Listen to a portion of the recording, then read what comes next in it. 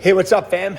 It's been a minute since I've dropped in here and done one of these. I was gonna do a quick story, but I think this, what I'm about to share, needs a little more time than a quick 60-second story. So I was reading something and watching something today and was talking about caring for ourselves, self-care. And I know, number one, growing up, I thought that was something selfish. Like, it took me a long time to appreciate that I cannot give from an empty cup. Like, I need to do the work on me so I can be the best version of me, so there'll be more of me to share with other people. So that's number one. If you're in that place where you're thinking self-care is a selfish thing,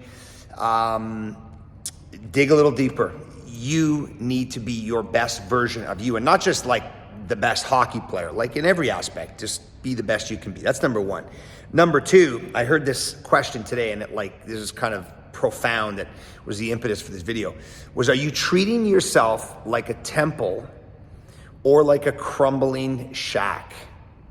And for me, I'm good at pedal to the metal. I can, work as hard as anybody or harder than anybody. David Goggins is, who's going to carry the boats? Like, I won't sleep when I'm tired. I'll sleep when I'm done. Like, I can do all of that. And I've done that for sometimes far too long.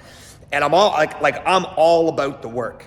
And some of that is my insecurity. Some of that is my questioning if I'm bringing enough value. Like, I got to do more. I got to do more. I got to do more. I got to do more because I'm not enough, or I'm not bringing enough, right? I can get caught up in that trap.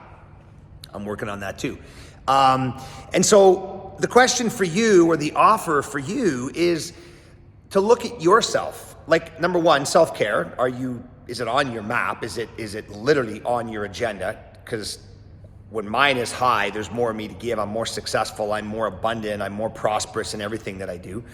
And then number two, how are you treating yourself? And when I'm talking about a temple versus a crumbling shack, I'm talking about sleep, what I'm eating. Like, it's Christmas time now, post-Christmas.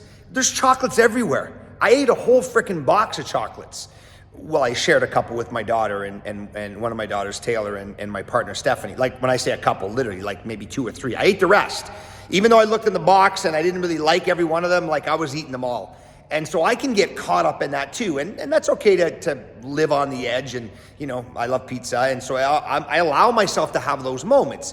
However, on a consistent basis, how am I sleeping? How am I eating? What's my hydration like? What's my physical self-care? Am I in the gym? Am I pushing myself hard? Am I taking recovery, restorative work seriously?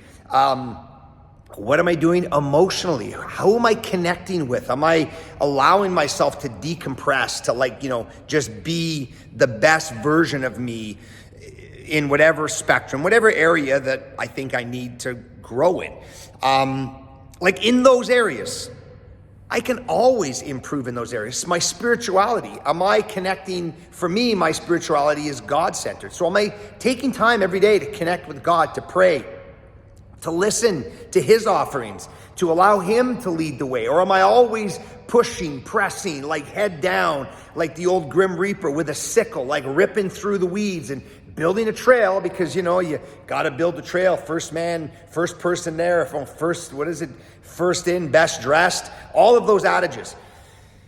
Am I always living from that perspective, or am I taking time to build the best version of me? And that includes all of that stuff. So I share this with all of you. And again, we're at 4 minutes.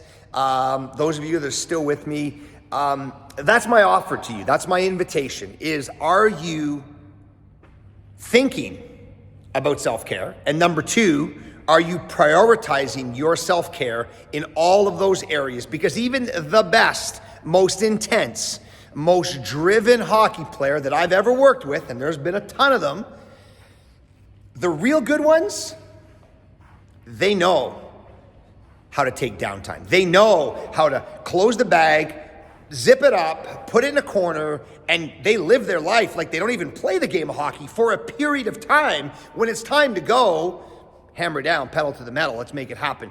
But they recognize the value of the downtime. So, are you treating yourself like the temple that you are? Or are you treating yourself like a deteriorating, like an eroding, like a crumbling shack. That's my offering. Have a phenomenal one. Now, go get back to work. Booyah.